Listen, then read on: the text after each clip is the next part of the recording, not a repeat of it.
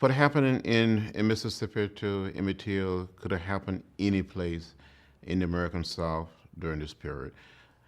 In Alabama, there have been beatings, lynching, people have been castrated.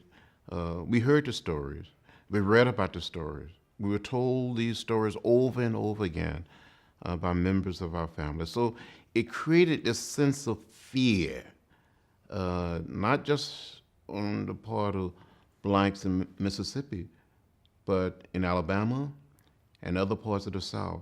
It was very important for the media to play the role that it played, for the press, black and white press, to go into Mississippi, to go and try to interview people that had committed this hideous crime, to cover the trial.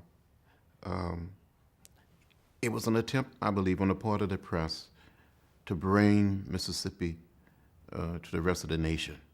When I first got down to Money, I suppose I was one of the first reporters ever. I shot a string of pictures there in the area where this contact between the kid and the woman took place. The little train stopped there and all that kind of stuff. And they had another one of those pictures like they had in the Clinton area where, you know, this is a nice place to raise a kid.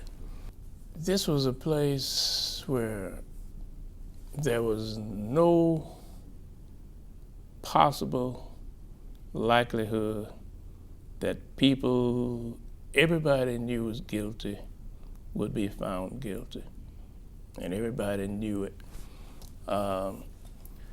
We had a situation where L. Elix Wilson and some others were trying to get us a press table to work at, and Congressman Diggs came down and he joined in that effort, and it worked out. They eventually got a card table for use by the black press.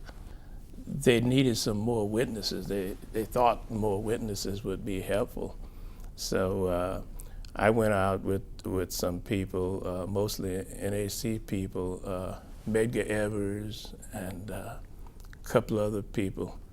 We put on old clothes and stuff and went riding out in the countryside trying to locate some more witnesses. And we did get two people that they used, but didn't do any good.